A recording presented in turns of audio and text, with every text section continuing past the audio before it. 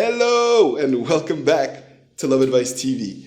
If you're watching this video, it's probably because you're in a very tough spot in your marriage, and we're here to give you a little boost, a little bit of hope, a little bit of support to make sure that you see the light at the end of the tunnel, and so that you can nurture your marriage and start anew.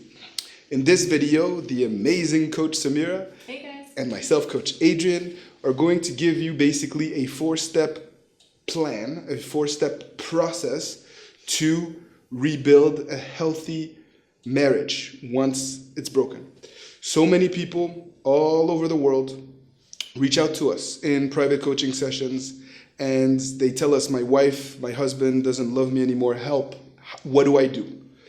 And we love helping people find solutions, communication tools, and healthy habits to be in healthy relationships. And I personally love working with married couples because if you're married, you made a vow to each other. You committed your lives to one another. And there's a reason for that. At some point along the way in your journey, you saw that light in each other, and life came in the way. You became complacent, you've dealt with your ups and downs, and now you're facing the prospect of a separation. And I want to be there to help you. We want to be there to help you. A lot of times there are kids involved, families are intertwined at this point. So there's a lot at stake. We understand that. And we hope that this four-step process will enable you to turn things around. Step one is to acknowledge the fact that your marriage is broken.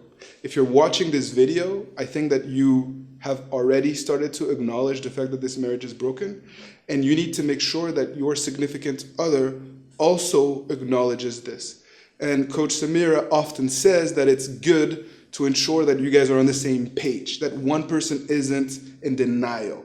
Can you tell us a little bit more about why it's important to acknowledge the fact that the marriage is broken? I think it's really important to acknowledge it so that, to be on the same page, you have to be able to understand where each other is coming from. I think in order to be able to move forward together, you have to really acknowledge that the past is the past. What happened has happened. There's no turning back. It is what it is. What can we do now? You have to focus on the solution. You can't just focus on the problem. And something else that I would like to add to that is a lot of people think it's them versus each other, like you versus me. It's not like that. It's both of you versus the problem. You guys have to remember that you're still a team, and if you're wanting to be finding the solutions to that, you have to act in that way. The second step is to give each other space. So no matter what happened, I know there's a wide variety of things that can go on in these kinds of situations. You have to be able to give each other space so that each person is able to say what they need to say and also collect their thoughts. When you have that time to be able to do that, it lets people heal no matter what the process may be, no matter what happened. And when they're going through their healing process, they'll be able to come up to you and express their feelings clearly.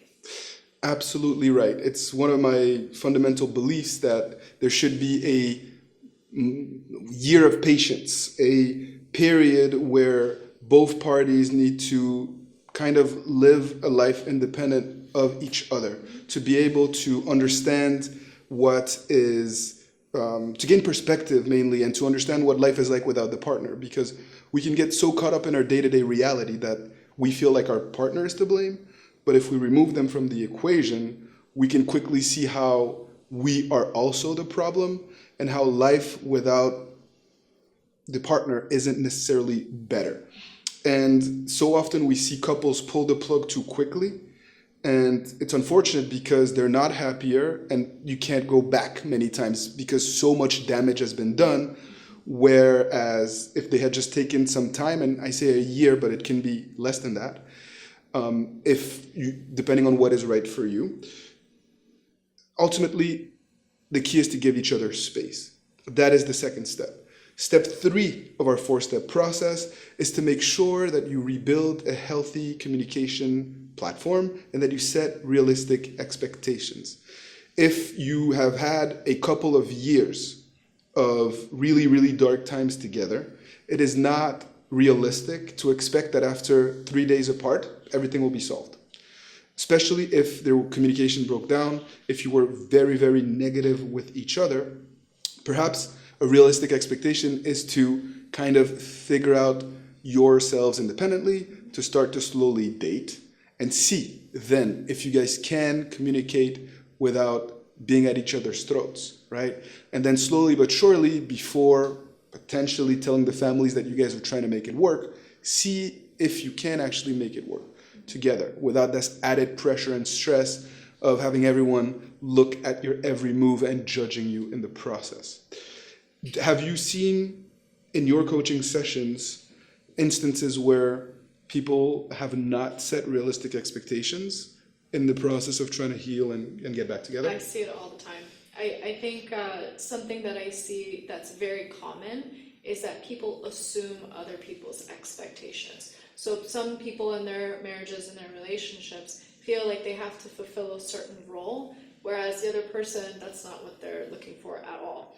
I think it has to do a lot with, where you're coming from, the background, and, other relationships that you've had, your past, even the past experiences within your marriage and your relationship. All those things can really combine and take a toll on that situation.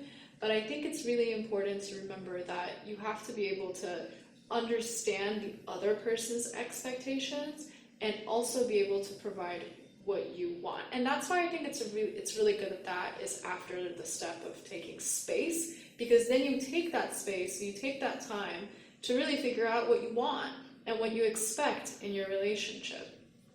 Step 4, finally, is to rebuild passion and intimacy and that profound connection while also being an adventurous and having fun.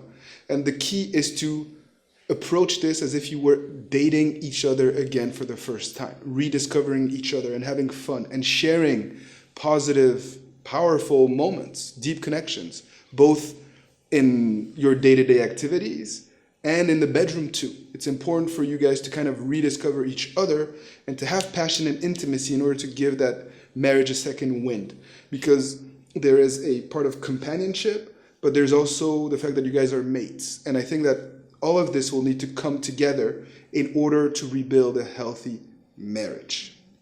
And this, ladies and gentlemen, is our 4-step process of how you can fix a broken marriage by yourself with your significant other through this video on Love Advice TV. So to recap, the first step is to make sure that you acknowledge the fact that there is a problem. To make sure that your partner also acknowledges the fact that there is a problem and that you guys are on the same page trying to find happiness, whether it's together or not. Step 2 is to give each other space. You have to let each other understand what life is like without each other. And you can't get scared, let your fears and your emotions get the best of you and think they're going to move on and find someone else and leave you and date and sleep around with other people. It's broken already. We've acknowledged the fact that it was broken already. So you need to give each other space to gain perspective, to refuel your batteries, and to come back to the table with something new. Step 3 is going to be to reestablish a healthy dialogue while setting expectations that are realistic for your given situation. And at that point, you need to be able to communicate again and to start to build a common life project, some sort of mutual understanding. And in step 4, we are then trying to kind of tip the scale and rebuild passion and intimacy and fun, and to basically infuse some life into your marriage again, just like you did the first time around. Date your husband or your wife as if you were just teenagers, getting to know each other and to seduce each other. And that is how you're going to turn things around. If you loved this video, give us the love back. Give it a thumbs up. Leave your thoughts and your comments in the comment section below. The amazing Samira and our dear friend Coach Steven will be there to give you an extra little push. And if you have other topics related to this topic, also let us know. We come in every day, do a video, and perhaps we'll do a video on a topic that is interesting that you will suggest to us. Coach Samira, thank you. Thank you. This was a very important video, and I'm happy we did it for the lovely people of Love Advice TV. So keep fighting the good fight, save your marriage, and see you soon.